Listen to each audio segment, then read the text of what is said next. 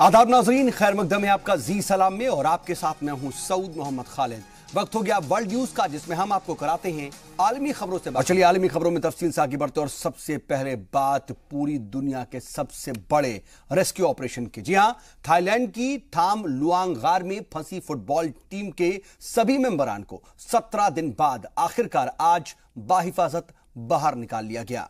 8 जुलाई को final rescue operation शुरू किया गया, जो कि आज यानी कि 10 जुलाई को खत्म हुआ। आखिरी दिन कोच एकापोल चाटावाग समेत टीम के 5 मेंबरान को बाहर निकाला गया। 23 जून को दरअसल गुफा देखने के लिए टीम बाढ़ में फंस गई थी। दरअसल ये टीम गुफा देखने के लिए गई थी, लेकिन बाढ़ का पानी अचानक से गुफा के अंदर दाखिल हो गया। इसकी वजह से पूरी की पूरी टीम और कोच गार के अंदर ही फंस गए। 9 दिन बाद 2 ब्रिटिश गोताखोरों ने गुफा में फंसे बच्चों को सबसे पहले खोजा था। मुश्किल हालात में भी इतने दिन तक हिम्मत और हौसला रखने वाली टीम के मेंबरान को ब्रिलियंट 13 का नाम दिया गया है। बचाव मुहिम के आखिरी दिन 11वां बच्चा चेनिन बाहर आया। वो जूनियर फुटबॉल टीम का सबसे छोटा साथी है। उसके बाहर निकलते ही गार के आसपास और पूरे थाईलैंड में खुशी की लहर दौड़ गई। फिलहाल इन सभी को इलाज के लिए अस्पताल में दाखिल करवाया गया है, ताकि उनकी जिस्मानी और ज़हनी जांच हो सके। आपको बता दें कि गार के मुंह से बच्चों के फंसे होने की जगह 3.2 किलोमीटर दूर थी और इसमें कुछ हिस्सों में पानी भरा हुआ था। अंधेरे की वजह से इसमें देख पाना भी नामुमकिन सा था। इसके अलावा तंग रास्ते बचाव मुहिम में बड़ी रुकावट थी। थाईलैंड के अलावा अमेरिका, चीन, जापान, ब्रिटेन और ऑस्ट्रेलिया के 90 गोताखोर बचाव काम में लगे हुए थे और आखिरकार 17 दिन बाद इन तमाम लोगों को बाहर बाहिफाजत निकाल लिया गया। इस पूरे रेस्क्यू ऑपरेशन में शामिल एक जवान ने कहा कि वो बेहद खुश है। उसने क्या कुछ कहा और किस तरीके से अपने जज्बात जाहिर किए, आइए सुनते हैं।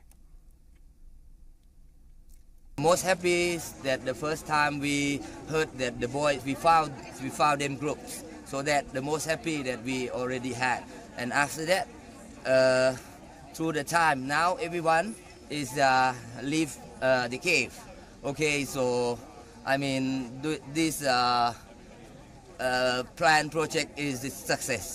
Most happy is that the first तो थाईलैंड में गार में फंसे बच्चों को बाहर निकाल लिया गया है। तमाम बच्चे बाहर बाहिफाजत आ गए हैं। इस रेस्क्यू ऑपरेशन पर जी मीडिया शुरू से ही नजर बनाए हुए था और हमारे रिपोर्टर सिद्धांत सिब्बल इन दिनों थाईलैंड में उसी इलाके में है जहां पर यह रेस्क्यू ऑपरेशन चल रहा है, जहां से बच्चों को गार से बाहर निकाला गया। हम सीधे उन्हीं से बात करते हैं कि आखिर वहां पर क्या हालात थे, किस तरीके से इस रेस्क्यू ऑपरेशन को कामयाब बनाया गया और आखिर किस तरह से रेस्क्यू ऑपरेशन चलाया गया। जी मीडिया नुमाइंदे सिद्धांत हमारे साथ इस वक्त लाइव जुड़ चुके हैं।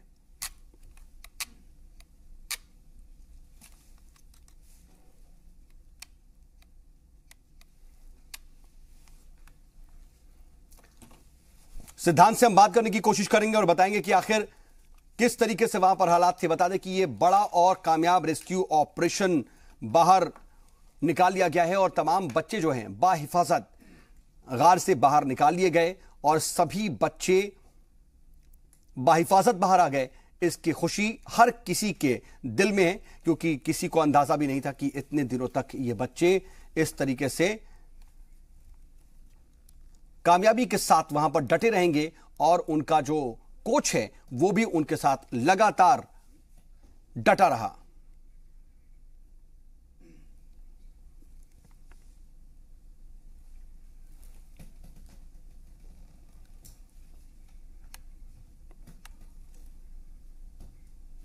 और सिद्धांत हमारे साथ जुड़ चुके हैं लाइव, जरा उनसे बात करते हैं कि आखिर वहां पर क्या हालात थे। सिद्धांत, अब तक क्या हुआ, कैसे बाकी 5 लोगों को आज बाहर निकाला गया, आपके पास क्या लेटेस्ट जानकारी है? जी हाँ, मैं इस वक्त बता दूं आपको, बड़ी खबर आ रही है और आ चुकी है कि सारे जो बच्चे हैं और जो उनके कोच हैं उन्हें बचा लिया गया है और उन्हें हॉस्पिटल ले जाया जा चुका है। यहाँ पे जहाँ मैं खड़ा हूँ वो जगह केव से थोड़ी दूरी में ही है, करीब 5 मिनट की दूरी में ही है। और यहाँ पर अब फोकस ये है कि ऑफिशियल जो वर्ड्स हैं कि क्या क्या ट्रांसपायर हुआ, क्या क्या मुश्किलात आई, उस पे अब थोड़ा फोकस रहेगा। पर इस पे भी फोकस रहेगा कि क्या क्या जो मेडिकल फैसिलिटीज है वो प्रोवाइड करी जाएंगी। आज का पूरा दिन अगर हम बात कर लें तो सुबह 2 बार भारी बरसात हुई और उसकी वजह से थोड़ा डर भी आ गया था कि क्या आज पूरा रेस्क्यू ऑपरेशन खत्म हो पाएगा या नहीं हो पाएगा। मैं आपको बता दूं, कल ये जो ब्रीफिंग हुई थी, यहीं मेरे पीछे ब्रीफिंग हुई थी, उस ब्रीफिंग में ये बताया गया था कि आज ट्यूसडे को मतलब शाम तक सारा मिशन ओवर हो जाएगा और फाइनली 3 दिनों में ऑपरेशन पूरा ओवर हो चुका है और बच्चों को बचा लिया गया है। ठीक है, लेकिन सिद्धांत, अगर बात करें तो पिछले 3 दिनों में क्या क्या हुआ, किस तरीके से इस रेस्क्यू ऑपरेशन को अंजाम दिया गया और यह आज किस तरीके से कामयाब हुआ, बताइए। अगर मैं 3 दिन की बात कर लूं तो ये पूरा मिशन संडे को शुरू हुआ था। संडे को 4 बच्चे बचाए गए थे, उसके बाद मंडे को यानी कल 4 बच्चे और आज 4 बच्चे और उनका जो कोच है 25 वर्ष का जो उनका कोच है उनको बचा लिया गया। 3 दिनों में अगर हमने देखा बहुत सारी डेवलपमेंट्स हुई। 2 बार दिन में ब्रीफिंग होती थी, एक सुबह होती थी और एक शाम को होती थी। कल रात को करीब लोकल टाइम 10 बजे ब्रीफिंग हुई। गवर्नर जो इस पूरे प्रोविंस के, उन्होंने मीडिया से बातचीत करी और बताया कि क्या क्या हुआ पूरे दिन और जो फोकस यही रहा कि कैसे बच्चों को बचाया जा सके और कोई हिंड्रेंस ना आया जा सके। मैं आपको एक चीज बता दूं कि जो केव्स हैं, केव्स तक बच्चों को ले जाया जाता था, उसके बाद वहां से बच्चों को एम्बुलेंस में रखकर हेलीकॉप्टर से उस हॉस्पिटल लेके जाया जाता था। ये हॉस्पिटल करीब 1 घंटे की दूरी में है जहां मैं खड़ा हूं। अगर हम बाय रोड जाएं, बट अगर हम हेलीकॉप्टर से जाएं तो करीब 15 मिनट की दूरी में है और वहां पे काफी दिनों तक एक्सपेक्टेड है कि उनको रखा जाए। ठीक है सिद्धांत, लेकिन आज जिन बच्चों को बाहर निकाला गया, सिद्धांत जरा बताइए कि उनकी हालत क्या है और उन्हें किस तरह की इस वक्त मेडिकल फैसिलिटीज दी जा रही हैं। मैं आपको बता दूं कि जो बच्चे हैं, करीब 12 बच्चे, उनका कोच, उनको सारी मेडिकल फैसिलिटीज प्रोवाइड करी जाएंगी। उस मेडिकल फैसिलिटीज में उनको बहुत फिजिकल और मेंटल, उनकी जो मेडिकल फैसिलिटीज है देखा जाएगा कि उनकी मेंटल जो हालत है उसको ठीक रखा जा सके, क्योंकि लॉन्ग टर्म इंपैक्ट हो सकता है, डिप्रेशन, एंग्जाइटी, ऐसी चीजों को लेकर। जो पहला सेट था बच्चों का, 4 बच्चे जो संडे को जिनको रेस्क्यू करा गया था, उनको कल अपने माता पिता से मिलने दिया गया, पर एक ग्लास वॉल थी। उसके बाद जो दूसरा सेट है बच्चों का, उनने शायद खाना भी शुरू दिया है। अब जो बच्चे बचाए गए उनको भी थोड़ी दिन तक रखा जाएगा, जब तक उनकी हेल्थ सिचुएशन ठीक ना हो जाए तब तक उन्हें रिलीज नहीं करा जाएगा। पर बाय एंड लार्ज फोकस है कि वो हेल्दी स्टेट, स्टेबल स्टेट में जल्दी आ जाए। ठीक है, बहुत शुक्रिया सिद्धांत, तमाम जानकारी के लिए बहुत बहुत शुक्रिया। चलिए बढ़ती खबरों में आगे बात करते हैं जापान की, जहां पर शदीद बारिश के बाद सैलाब और लैंडस्लाइड के वाकयात लगातार जारी हैं और अब तक इसमें हलाक होने वालों की जो तादाद है 126 पहुंच चुकी है। 50 से ज्यादा लोग अब भी लापता बताए जा रहे हैं।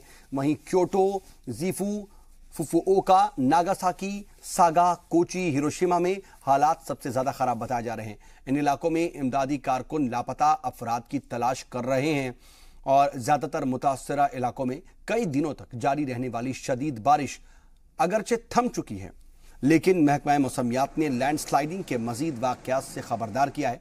जराये के मुताबिक सैलाब से तकरीबन 40 लाख लोग मुतासर हुए हैं और 54,000 से ज्यादा जवानों को राहत और बचाव के लिए काम पर लगाया गया है। जराये के मुताबिक मार्च 2011 में आने वाले तबाहकुन जलजले और सुनामी के बाद ये जापान में सबसे बड़ा सैलाब है और सबसे हलाकत खेज कुदरती आफत भी साबित हो रही है। और वक्त एक छोटे से ब्रेक का हो चला है, जल्द होते हैं सर।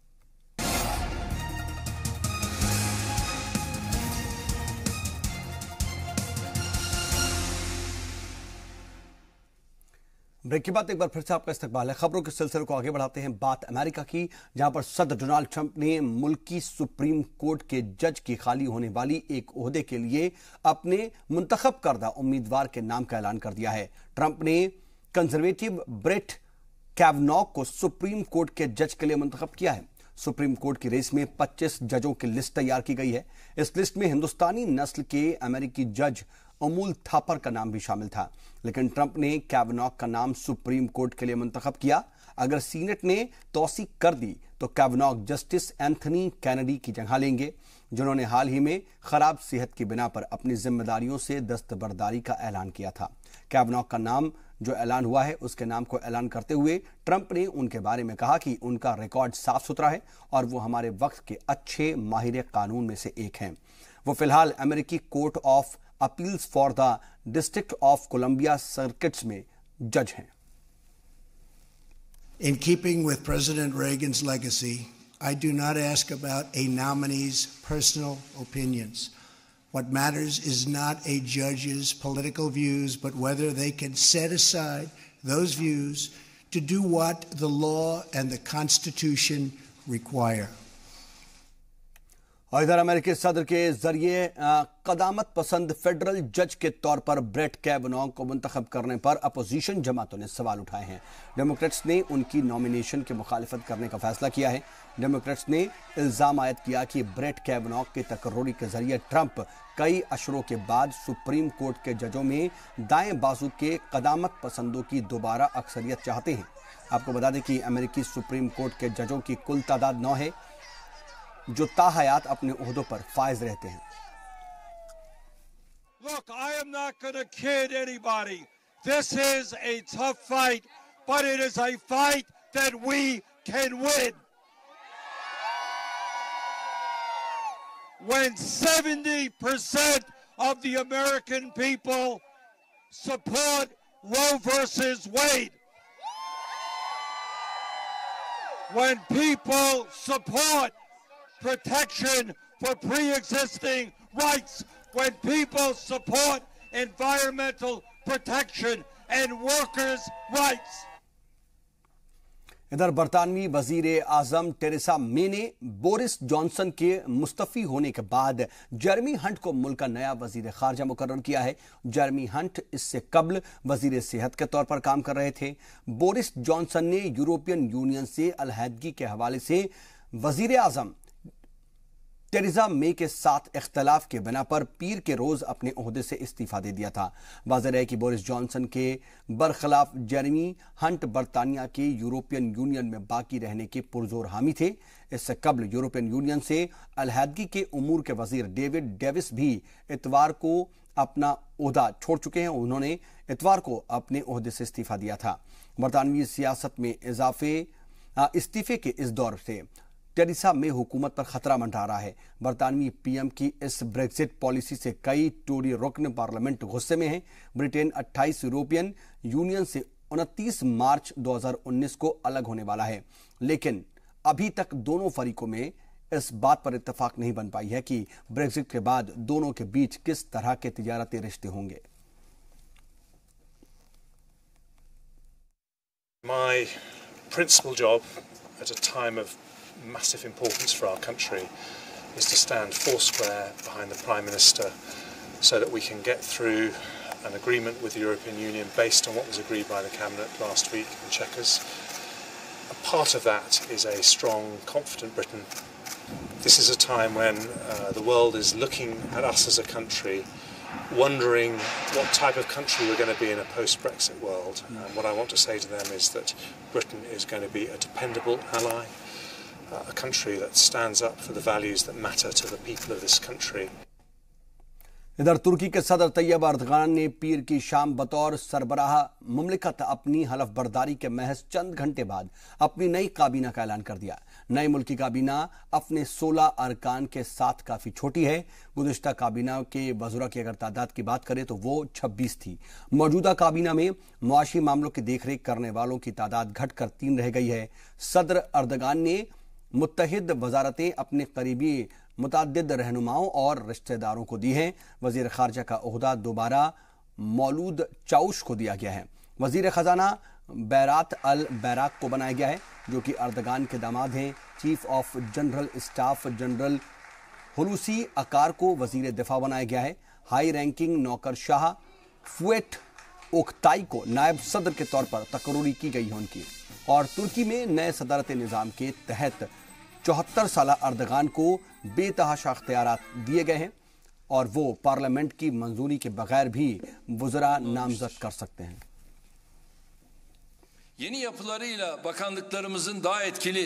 मेरा मानना है कि नई काबीना में शामिल वज़रा बेहतर तरीके से काम करेंगे और फास्ट एक्शन लेंगे।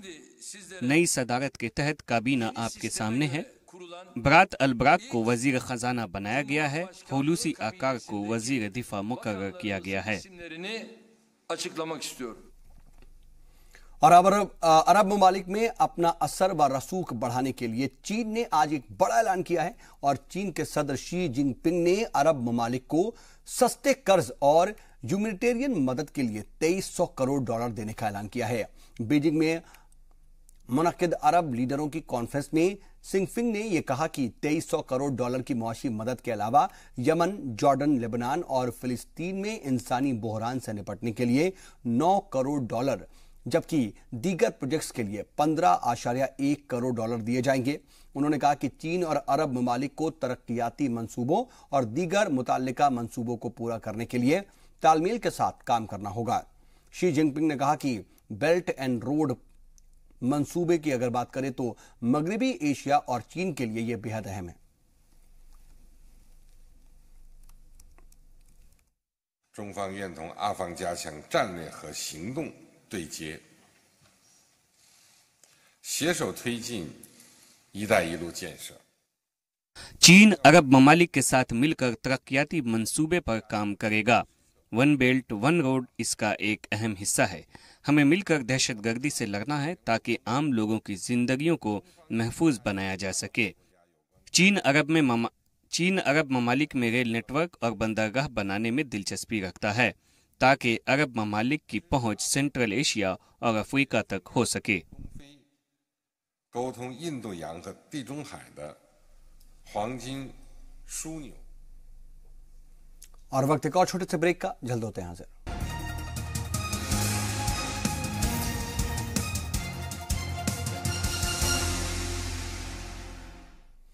ब्रेक के बाद एक बार फिर से आपका इस्तकबाल है। खबरों के सिलसिले को आगे बढ़ाते हैं। अफगानिस्तान के जलालाबाद में एक खुदकश हमले में 12 लोग मारे गए जबकि 5 लोग जख्मी हुए हैं। बता दें कि अभी तक किसी भी दहशतगर्द तंजीम ने इस हादसे की जिम्मेदारी नहीं ली है और शहर के सूबाई महकमे सेहत के तर्जुमान इनामुल्ला मियाखेल ने 12 लोगों की मौत की तस्दीक कर दी है। इस हमले में जख्मी हुए 5 लोगों को इलाज के लिए अस्पताल में दाखिल कराया गया। जराये के मुताबिक हमलावर ने अपने आप को एक पेट्रोल पंप के पास बम से धमाके से उड़ा दिया। इससे अगल बगल के भी इलाकों में दूर तक आग फैल गई। मरने वालों में ज्यादातर बच्चे शामिल थे जो जाए वारदात के पास कार धोने का काम कर रहे थे और इस हमले में 8 कारें भी जलकर खाक हो गईं।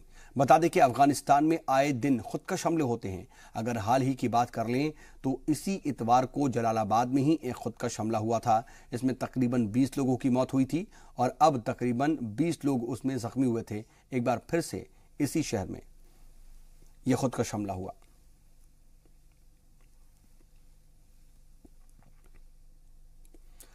उधर अमेरिकी वजीर खारजा माइक पोम्पियो अफगानिस्तान के अचानक और गैर एलानिया दौरे पर पीर को काबुल पहुंच गए और वजारत खारजा का ओहदा संभालने के बाद माइक पोम्पियो का यह पहला अफगानिस्तान का दौरा है। अमेरिकी वजीर खारजा ने काबुल में सदर अशरफ गनी से मुलाकात की। इसके बाद दोनों ने ऐवान सदर में एक प्रेस कॉन्फ्रेंस को खिताब किया। इस पूरे मौके पर पोम्पियो ने कहा कि वो अफगानिस्तानी अवाम की सिक्योरिटी के लिए मौजूदा हुकूमत के साथ मिलकर नए हिकमत अमली पर काम कर रहे हैं। वाज़ेह है कि अफगानिस्तान में 17 साल से जारी जंग के दौरान पहली बार ईद के मौके पर जंगबंदी का ऐलान किया गया था। तालिबान की तरफ से आरजी जंगबंदी का मकामी और आलमी सतह पर एक तरह से तारीफ की गई थी, लेकिन तालिबान ने जंगबंदी की मुद्दत में तौसीन नहीं की। Now more than ever, the United States stands as an enduring partner for Afghanistan. It's been almost 1 year since President Trump announced the new South Asia strategy. It features a conditions-based approach and the removal of artificial timelines and arbitrary troop ceilings. We're working with the Afghan government and security forces to set the conditions to produce a safer, more secure Afghanistan, which is Afghan-led and Afghan-owned. और जनूबी Korea के सदर Moon Jae इन दिनों हिंदुस्तान के दौरे पर हैं और आज उन्होंने वजीर आजम नरेंद्र मोदी से मुलाकात की। हैदराबाद हाउस में हुई मुलाकात में कई अहम मुद्दों पर खास तौर पर बातचीत हुई। दोनों ममालिक के बीच बायोटेक्नोलॉजी और बायो इकोनॉमिक्स के अलावा आईसीटी और टेलीकम्युनिकेशन समेत कुल 7 समझौते पर दस्तखत किए गए। साउथ कोरिया के सदर मून जे ने पीएम नरेंद्र मोदी को 2020 यानी कि 2020 में उनके मुल्क आने की दावत दी। दोनों लीडरान ने मुश्तरका प्रेस कॉन्फ्रेंस से खिताब भी किया।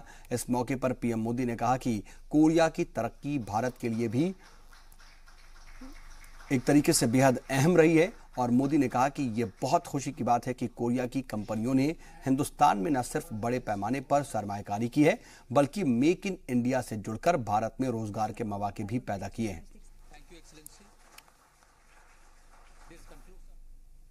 कि पूर्वोत्तर और दक्षिण एशिया के प्रोलिफरेशन लिंक्स भारत के लिए भी चिंता का विषय है और इसलिए इस शांति प्रक्रिया की सफलता में भारत भी एक स्टेक होल्डर है।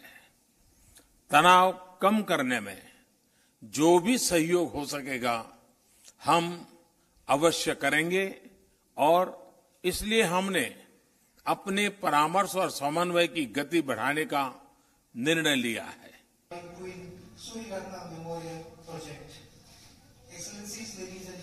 कोरियाई प्रायद्वीप की शांति प्रक्रिया को गति देने का, उसे ट्रैक पर रखने का और उसमें प्रगति का पूरा श्रेय राष्ट्रपति मून को जाता है।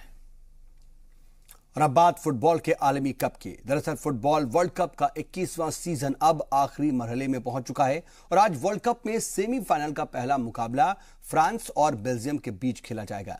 यह मुकाबला दोनों ही टीमों के लिए बेहद अहम है क्योंकि इस मुकाबले में हारने वाली टीम को टूर्नामेंट से बाहर का रास्ता देखना पड़ेगा। वहीं इस मैच की फातेह टीम को सीधे फाइनल का टिकट मिल जाएगा। क्वार्टर फाइनल मुकाबले में फ्रांस ने उरुग्वे को 2-0 से मात दी थी। वहीं क्वार्टर फाइनल मुकाबले में बेल्जियम ने ब्राजील को मात देकर के सेमीफाइनल में जगह बनाई थी। बेल्जियम 32 साल के लंबे इंतजार के बाद सेमीफाइनल में पहुंचा है, लेकिन फ्रांस जैसी मजबूत टीम को हराना उसके लिए कड़ी चुनौती है। 1998 में पहली बार वर्ल्ड कप जीतने वाले फ्रांस को शुरुआत से ही खिताब का अहम दावेदार माना जा रहा है।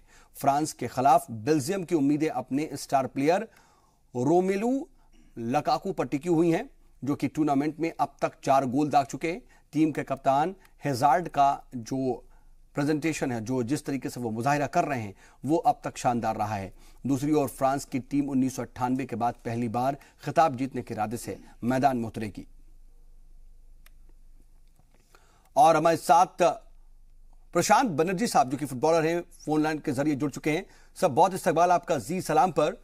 कल पहले सेमीफाइनल में फ्रांस और बेल्जियम आपस में भिड़ेंगी, आपको इस खेल से क्या उम्मीदें हैं सर? किसका पलड़ा भारी नजर आ रहा है? नहीं, मेरा हिसाब से लगता है कि फ्रांस का थोड़ा बेल्जियम से थोड़ा आगे है। इसीलिए है क्योंकि ये लोग का मिडफील्ड और स्ट्राइक का अच्छे खिलाड़ी है। जैसे अभी सबसे बड़ा चीज अभी मातौड़ी इसमें ज्वाइन किया क्योंकि लास्ट मैच में वो खेल नहीं सका regarding the card, yellow card.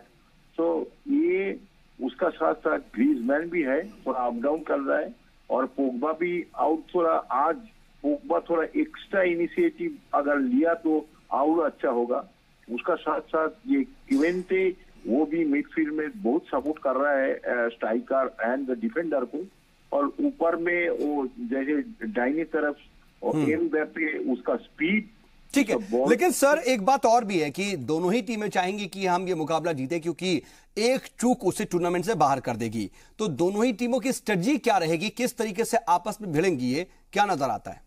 ये मेरा स्ट्रेटेजी लगता है कि बेल्जियम कम से उसका गोलकीपर अच्छे है, उसीलिए वो ट्राई करेगा जितना डिफेंस थोड़ा मैन बढ़ा हुआ है। जैसे 7-8 अगर डिफेंडर हो जाएगा तो उसमें काउंटर अटैक खेलने के लिए वो सोचेगा कि काउंटर अटैक में गोल करने के सबसे सुविधा है। अगर काउंटर अटैक में गोल किया तो कम से कम वो गोल हम रख देंगे। अगर काउंटर अटैक में गोल नहीं किया तो कम से कम तो वो तो गोल में ड्रॉ हो जाएगा। तो होने से हमारा गोलकीपर भी अच्छा है, उसका फायदा लेगा, देखा जाएगा।